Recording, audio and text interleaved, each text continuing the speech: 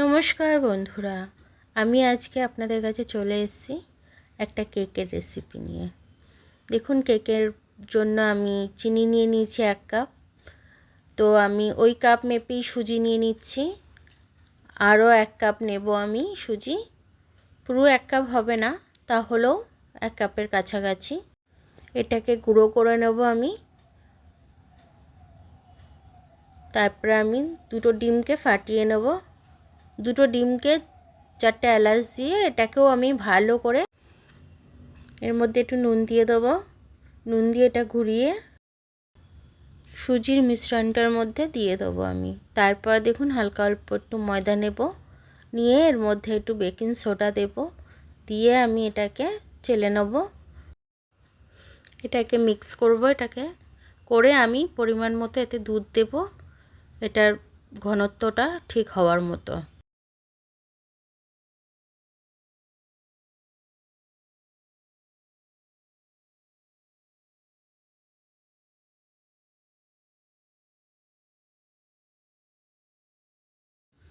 এবার এটা হালকা পাতলা হয়ে গেলে দুধ দিয়ে গুলতে গুলতে, যদি আরও দুধ লাগে দেব আমি, কিন্তু ভ্যানিলা এসেন্সটা দিয়ে দিচ্ছি।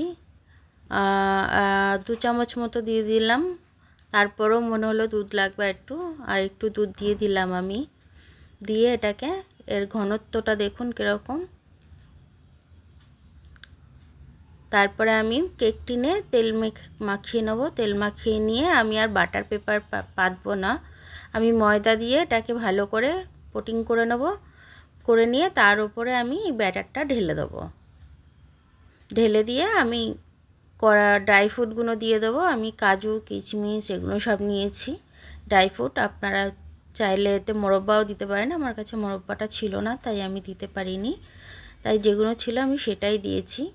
তো এটা এবার আমি ট্যাপ করে নিলাম, বাইরে যদি হাওয়া ঢুকে থাকে বেরিয়ে যাবে। এবার আমি কড়াইয়ের মধ্যে এটাকে আমি চাপা দিয়ে দেবো ভালো করে। কড়াইয়ের মধ্যে কেকটা তৈরি হবে। 20 মিনিট বাদ আমি চলে এলাম। দেখুন আমার কেকটা, আমি একটা চামচ ঢুকিয়ে দেখলাম, দেখে একদম ক্লিয়ার বেরোচ্ছে। মানে আমার কেকটা খুব সুন্দর হয়ে গেছে। ওপরটাও দেখুন, পুরো মনে হচ্ছে মাইক্রো ওভেনে মানে আমি তৈরি করেছি কেকটা। আর কত সফট হয়েছে কেকটা। কেকটা বানানোর জন্য আমার কিন্তু কোনো ওভেনই লাগলো না, আমি কড়াতেই বানিয়ে নিলাম। 20 মিনিট লেগেছে আমার কড়াতে। ভিডিওটা দেখার জন্য অনেক অনেক ধন্যবাদ। ভিডিওটা যদি পছন্দ হয় আপনাদের, তাহলে লাইক, কমেন্ট, সাবস্ক্রাইবটা করে দেবেন। ধন্যবাদ।